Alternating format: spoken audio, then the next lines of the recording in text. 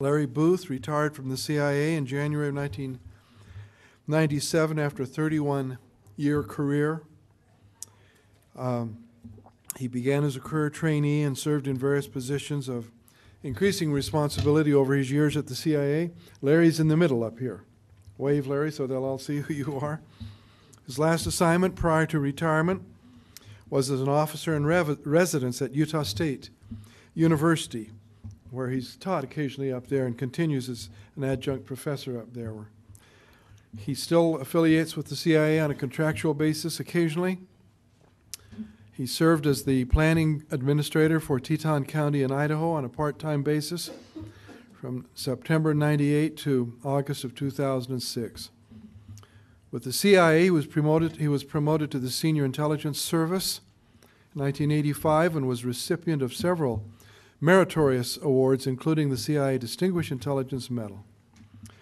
Most of you, I think, have the sheet of bio, so I won't read all of the information about these people, and if you don't have one, you can pick one up outside. So that is Larry. On Larry's left, on your right, I have to be careful about that in Utah. On your right is Frederick Crook. Fred is the president of the China Group since 2000, a company that provides quality to present assessments of China's rural economy. Fred had a long career with the Foreign Agricultural Service with the Department of Agriculture. He and his wife have lived abroad. And how many years did you live in China, Fred? 10 years? 10 years in China. They're two of our country's national assets in terms of China policy. We're grateful to have Fred here. He speaks Mandarin, as you can read. He graduated from the University of Nevada at Reno, from Brigham Young University in Asian Studies. And then Fred had the privilege of attending the world's greatest international affairs school, the Fletcher School of Law and Diplomacy in Boston, Massachusetts. Should we sing the school song, Fred? We also have Colonel Mark Jensen, U.S. Army Reserves. He's retired now, currently works for the Office of the Director of National Intelligence in the Lessons Learned Center. Graduated magna cum laude from Brigham Young University in accounting and received a master's degree in strategic intelligence from the Joint Military Intelligence College. Those of you who will read through will find that he has taught at that Joint Military Intelligence College for many years. He's had many years of experience in intelligence, particularly with one of the more fascinating INTs of the various intelligence disciplines, MASINT, Measures and Signals Intelligence. So we're happy to have you with us, Mark. What we'll do is just start with Fred. Let each one of you make whatever comments you would like. Keep them a little bit brief, and then we'll ask Professor Johnson to stand and respond. And then we'll just get into a general discussion from anyone who's here who wants to jump in. Fred? I think we should first, a little bit of a disclaimer. I think that we're billed as spies, and I'm a little nervous about that. I'm glad I don't see any Chinese foreign nationals here today. And I'm not sure that it really fit that particular definition. I think one of the definitions of a spy is a person that observes very carefully some activity or another person. And in that case, I've been observing events in China very carefully, but that's about as far I'd like to say on that. I thought the presentation was very good.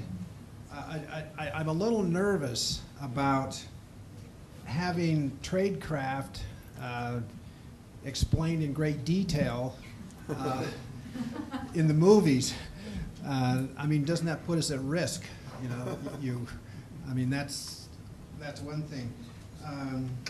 I think it seems to be one of the problems that CIA, I don't know if NSA, but CIA especially, seems to be a lightning rod for all kinds of conspiracy theories and so on. If you can't explain something that goes on what you do is you dump it into CIA because then they can't respond, and so you can further your conspiracy theories. It's kind of a scapegoat. The people that I know that work at CIA are very high quality, and by and large, very qualified, dedicated American civil servants, and I think ethical questions often come to mind to them, and they wrestle with those. I think, as far as movies are concerned, there are always ethical questions that come up, and I think that might be an interesting kind of. I think Graham Greene kind of deals with that in some of his books, and I think that's kind of. I don't know how you portray that in a movie, but I'll turn the time over to my colleague.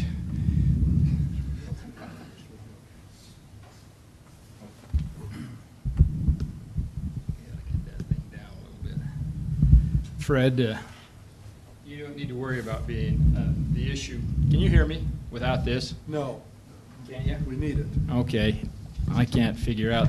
It's got to come down a little somehow. I'm not tall enough. Well, the worry about a spy, don't worry too much about it. Mark Lowenthal has written probably one of the finest books on explaining what the intelligence community is, and he still can't get the difference between an agent and a case officer. He still refers to the case officers as agents and the agents as something else, so don't worry about it too much. I found the presentation absolutely fascinating because a couple of things came to my mind. The first one was Hollywood can magnify almost anything it wants to, and it does. Interestingly enough, in the second movie, Spy Games, they actually have a theme in there of a couple things that did happen inside the agency. They're true. They've changed them a little bit, but in fact, it did happen. I was involved very extensively with the Bill Buckley problem when Bill was taken. In fact, I was the last senior officer from the CIA to see Bill Buckley before he was kidnapped.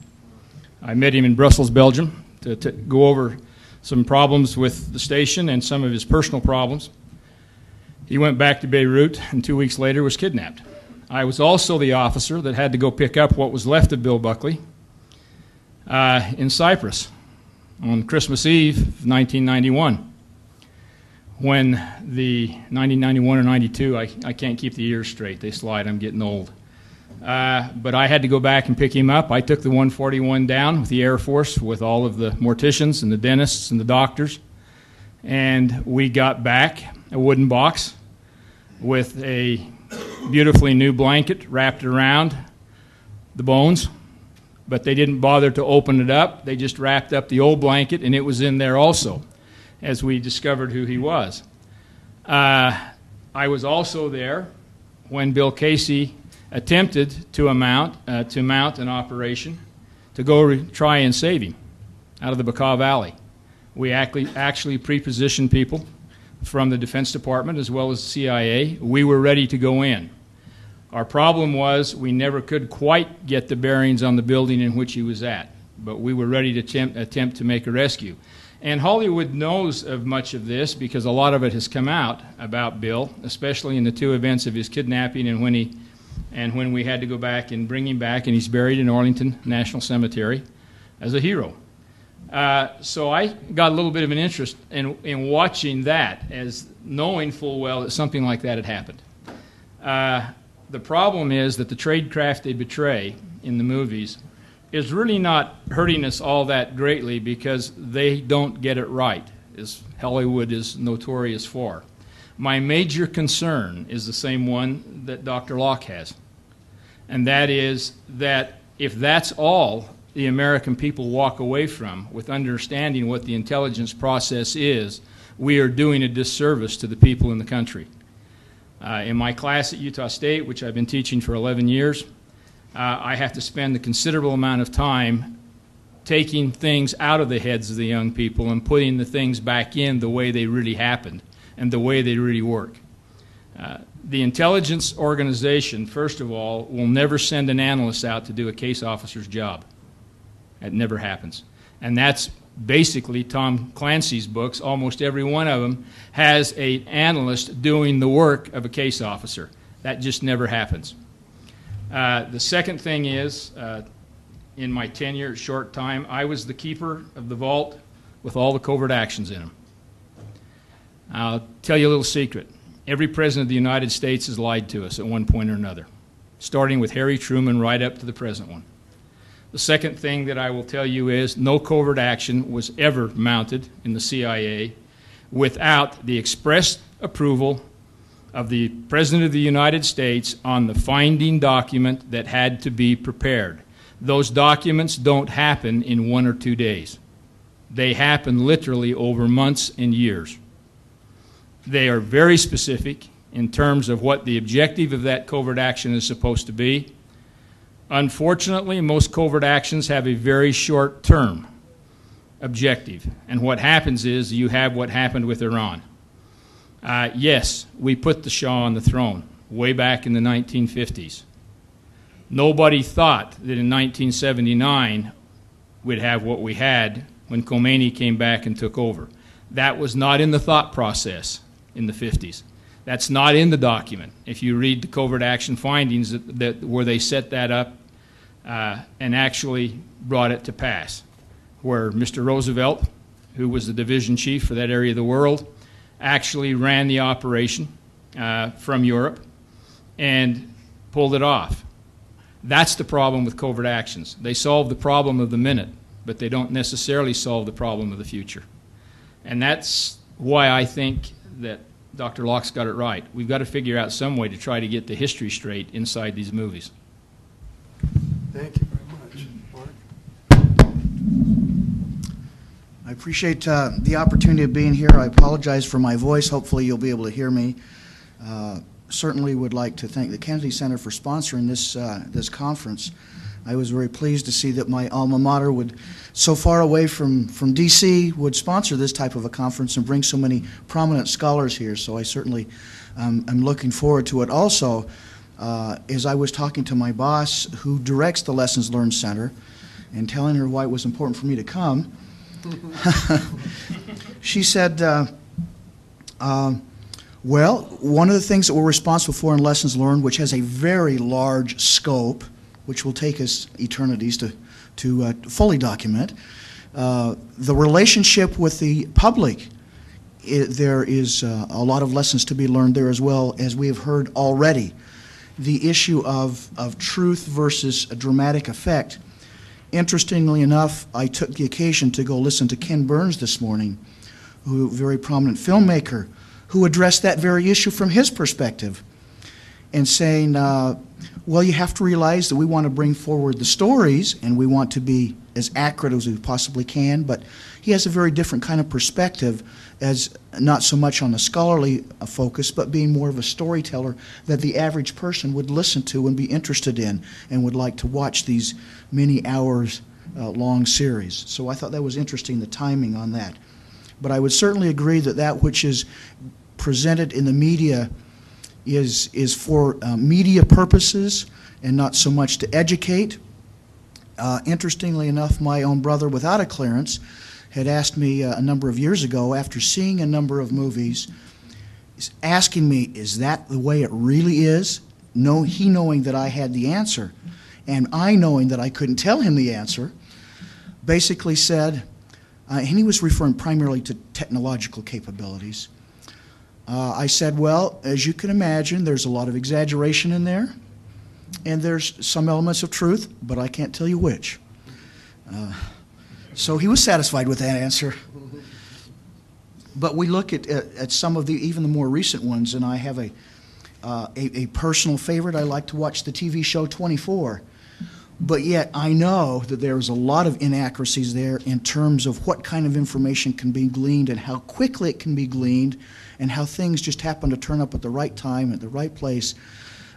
Still, it has entertaining value, but in no way do I look at it as a source of information. But unfortunately, the public gets its information about the intelligence community through the media. Now, I know there have been a number of senior leaders in the intelligence community, General Hayden being one of the foremost, previously the director of NSA, now the director of CIA, who believes that openness is very important to the extent that we can be with the public, so that they understand a little bit more why are we spending billions of dollars, why are we doing what we're doing, letting the public know that we collectively are trying to be as honorable and honest and doing the bidding of our political overseers the best we can.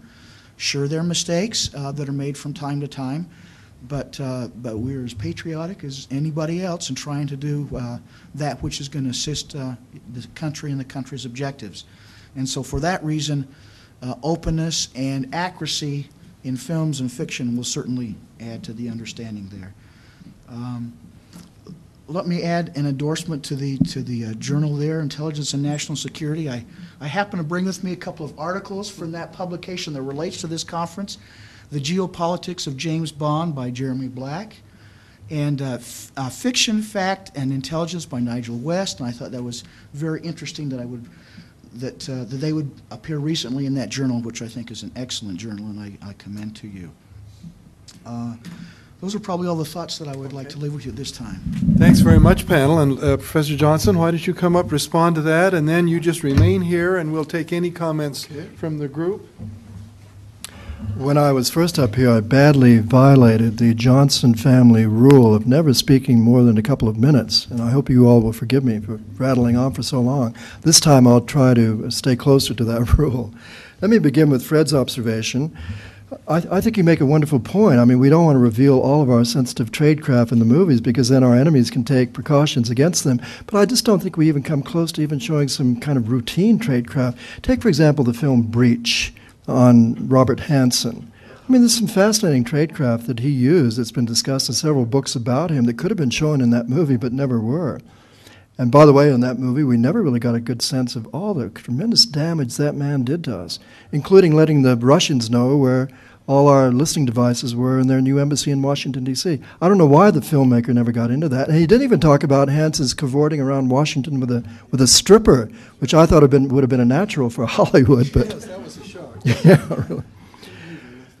Fred also says that we need to think more about some ethical issues and address them more, and that's where I want to come to the defense of 24, which I also enjoy. I think 24, despite all of its flaws, really tries to grapple with some important ethical issues.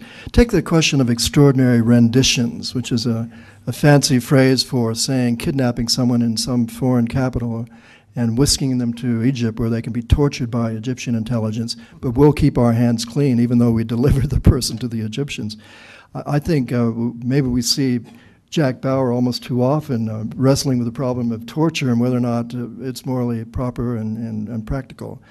So I compliment 24 for trying to look at some of those ethical issues, and I think Hollywood ought to do more of that too.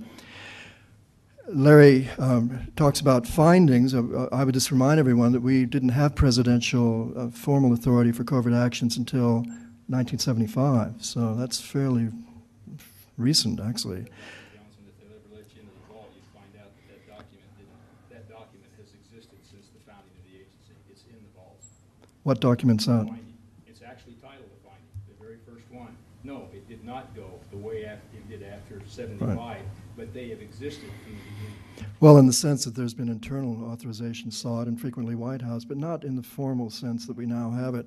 And even after 1975, of course, we had the Iran-Contra scandal where the findings were never followed the way they should have been according to that law. Claire George would disagree with you. And I'd be happy to debate them on the issue. And we find today the Department of Defense, and this is very troubling, I think, for many of us, creeping more and more into the field of covert action without any finding required and very little accountability. So, I think Larry's point about covert actions maybe solving things over the short term but not over the long term is a very, very good point. I agree with that completely. One thinks of providing Stinger missiles to the Mujahideen in Afghanistan, and one wonders where those Stinger missiles are now, probably in the hands of Iranians and some other people that don't like us very much. When it comes to Burns and storytelling, well, I see Burns' point. That's how he makes his living, telling stories. But there are so many great stories out there to tell that aren't being told. Take, for example, the Church Committee assassination plots. I defy you to pick up a copy of that report and not be enthralled from page one. I mean, it's just amazing. I'm surprised there never has been a good film made about that. And it doesn't have to be just about the negative things regarding the intelligence community. You can have a great film on many of the great things they've done. The story will be told one day how the CIA is so directly behind the freedom of Poland at the end of the Cold War. And most of that is still classified, but when that story comes out, it's a great illustration of some of the positive things that these agencies do. So I find myself in agreement with the panel. Thank you. Thanks very much, Professor. I thought the amazing thing about Breach was that they took what is inherently and intrinsically a boring profession and built tension in the movie in spite of that. Thought that was quite interesting.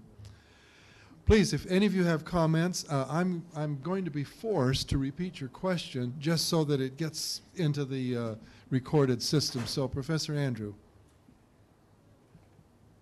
Well, 2 points. One is a relatively slight one. The agency has made some attempts to use Hollywood for its own purposes. That's presumably the purpose of using Jennifer Garner in Recruitment. I wonder if that is seen as a short-term aberration or as the beginning of a long-term trend.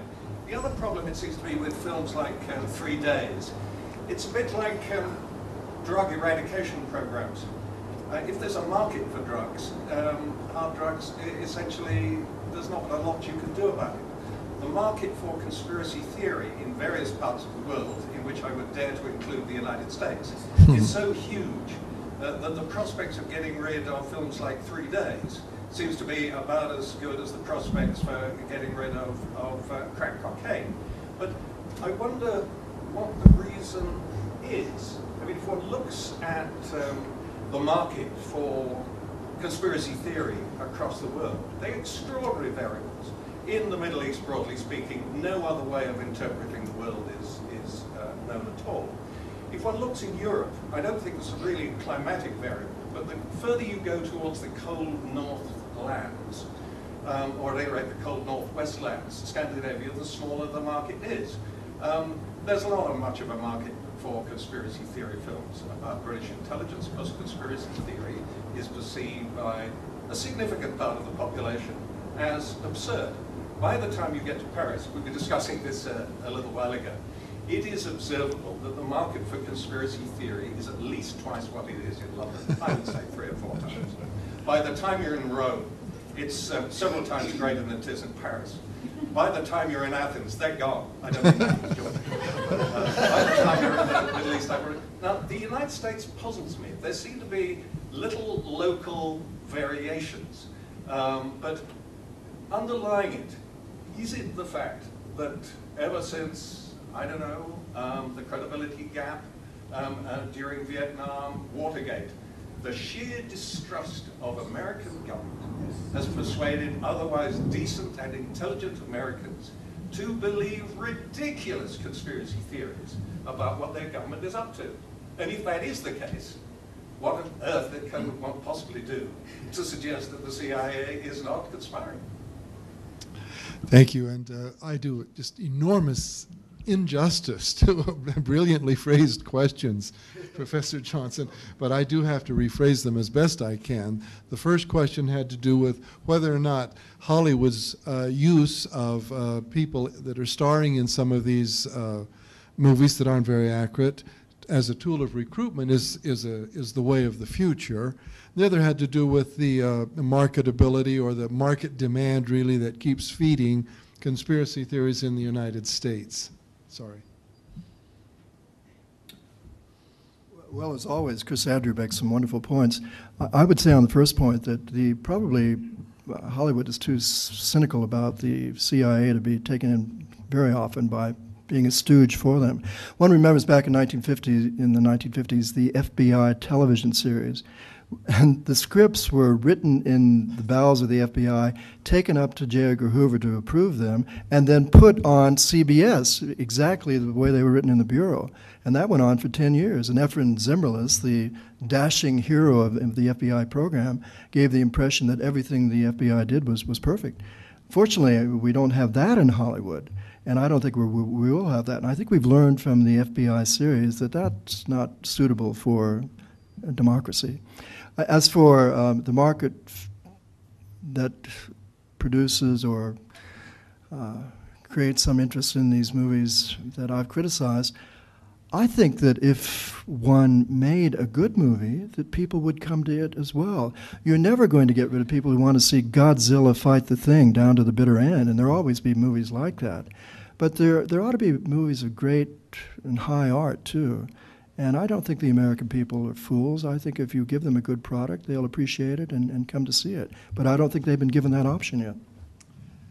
And you need to know that CIA staff historian Nicholas Dumovich is going to outline for us in a half hour or so the outline of the next good movie for this in Hollywood about a CIA activity. Any other questions from the audience, please? Oh, yes, let Larry make it into the mic. Having been the former director of employment for the CIA in the 1980s, I can assure you we were pressed, or I was pressed from the 7th floor on a number of occasions to get Hollywood involved. We never did. They did here just a while ago, and the backlash, I think, from the retirees was sufficient that Director Hayden got the message. We don't want Hollywood involved in our recruiting process. Quite frankly, we just assume that they stay out. We don't need their help. I spoke with the director who handles employment about 6 months ago, and the applications haven't dropped. The CIA still gets in the neighborhood of between 350 and 450,000 applications a year that they have to deal with. We're not hurting for finding people who want to go to work for us, and we don't need Hollywood's help. Thank you very much. Fred. I'd like to say something about the conspiracy part. I think it's a distrust, a very deep distrust in government that, for example, why do we go to war in Vietnam, or why do we go to war in Iraq? And it's not clear, and so people want to know, and so they formulate these theories. One way to combat that is to be a much more open government, to be much more open to these things. I mean, it's not rocket science to figure that out, I don't think. Ambiguity certainly does increase, I think, conspiracy theories. Yes, did I see another question, please? Yeah, it seems like a lot of the films that we've been using as examples they're all from America, all Hollywood movies. Are there any foreign movies or specifically any foreign movies that portray a better job or a better intelligence agency? Question. Recently there was The Lives of Others in Germany. I'm just curious if you have any suggestions on that. Question is, do other nations produce films about intelligence that tend to be more accurate and as well as maintain some marketability than the United States does, right? Well, I would say almost anything I've seen in England on this subject, particularly works that try to capture Le Carré's novels, are really quite realistic. And I mean, even some of Le Carré's heroes fail. I can't imagine an American writer letting the hero fail. So I think the British films are much more realistic than ours are, and therefore much more satisfying. Professor Andrew, do you want to comment on that question? No, I will be talking a little bit about Okay, that tomorrow, but I absolutely agree about Le Carré. Just one example of that. I mean, I think one of the most brilliant beginnings for any television series that I've seen was the original series on Le Carré. What did you see? The Dreaming Spires of Oxford. Would have been better if it had been Cambridge, but Oxford's okay. And Nunc Dimittis being sung across it. You know, from the moment that you saw the captions at the beginning, you saw those images, you heard that music, you knew you were going to see something superior. Thank you. Any other comments or questions from the audience? Please, Larry. I'll give you an example of a movie that absolutely was a bust in the United States, but was done very, very well. Maybe it's because Americans don't want to know their history. Killer Angels. The Battle of Gettysburg is one of the finest films that's ever been done. I got to give Ted Turner his due. They followed the book, they followed the script, they followed the battle, and it was an absolute bust in the United States. Please do. One of the things that the public, a lot in the public might view the intelligence community as being very, very unsavory because of some of the folks that we have to deal with. You don't get the Vienna Choir Boys to participate in these kinds of activities and find out kinds of things that need to be found out about those who wish to do us harm. And so over periods of time, there have been attempts to clean up those who we deal with to our detriment. And we haven't found out the kinds of things that we need to do. Some cases that is portrayed on the screen, in film, and that's why, unfortunately, in a lot of cases you find movies that do talk about intelligence are rated at a rating that a lot of folks would rather not participate in, rather not see. But yet, that's the nature of the business. And of course, those that participate in intelligence, there's a whole gamut of aspects, whether they're mathematicians or physicists, whether they're agents or case officers, because there is the difference, obviously. But a lot of people just equate intelligence with spies, and they're very different, related, but very different kinds of things. And so when a lot of the public thinks of intelligence, they think of all of the dirty espionage and so forth, and that's not the totality of the intelligence experience. That's a good point, Mark. We subcontract that. Yes, please, Lena. Black and I have been having an ongoing debate. Starting to go arguing. I watched 24 with Locke since its inception, so the very beginning. And one of the things that disturbs me about the writers, I actually read about the tradecraft of how those writers write. They don't write those scripts. They don't sit down at the beginning of the season and sort of do a rough outline even. They write each segment right before they film it. And I'm actually starting to think, are they on crack sometimes? Because I think that every episode now seems to show that there's the betrayal within, as opposed to without, is really the enemy. And it's always there. So often, it's the people that Jack's working for, that are not protecting him.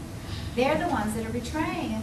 And then the other issue I have this season that I've been arguing with Locke about is that we now seem to see that torture is the only way they get information.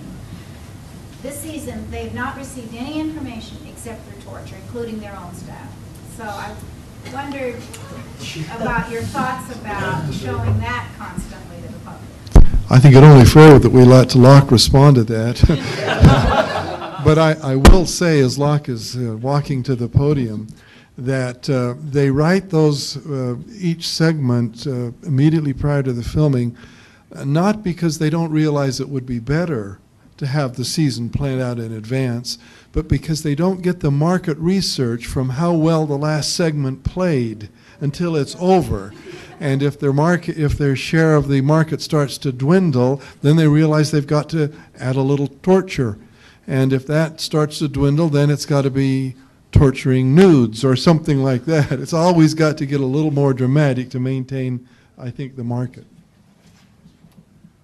Well, I would say the questioner is not only highly intelligent, but beautiful, and I agree with her in every way. Don't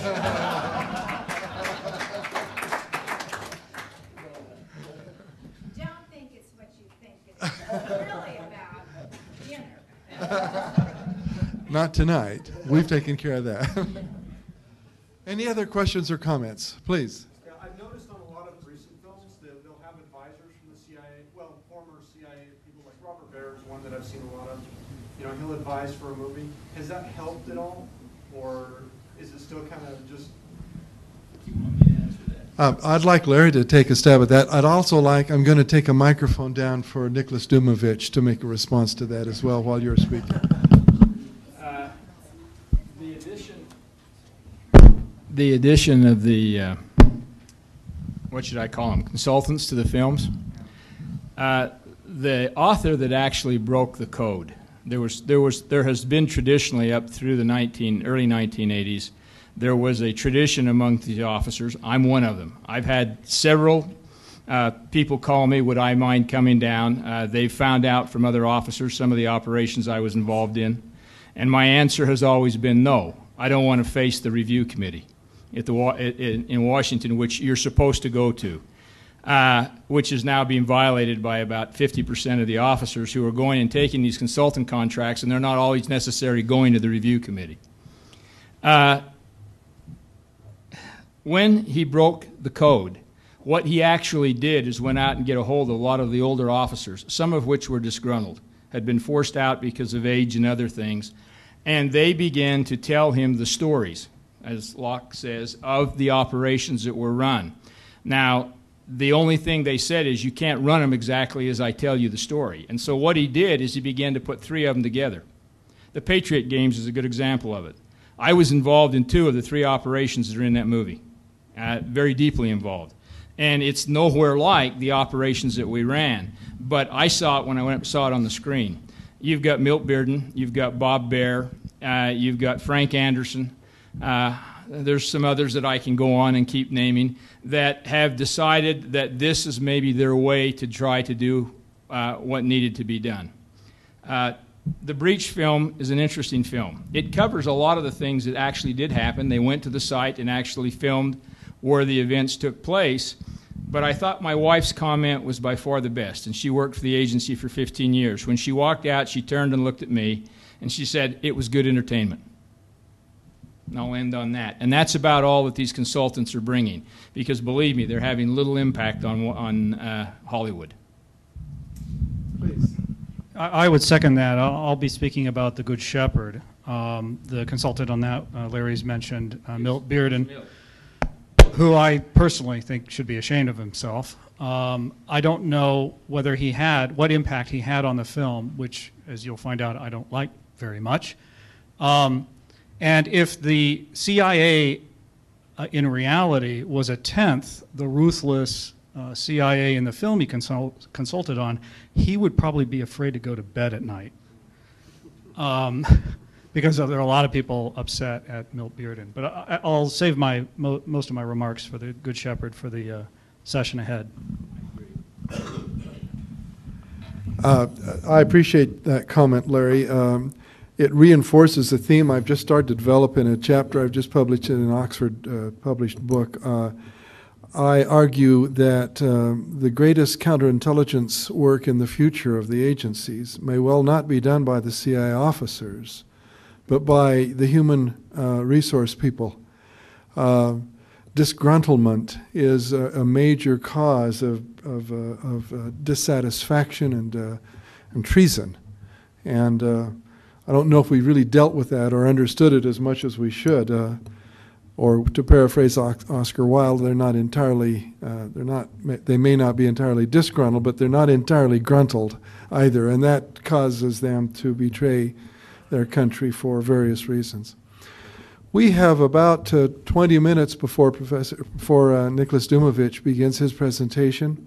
Why don't we take a break now? I hope that you'll all be able to come back, bring some friends with you. I promise you that Nicholas Dumovich will have a fascinating story to tell you about fact and fiction in Hollywood. Thank you, Professor Johnson. Thank you, panel, for your comments.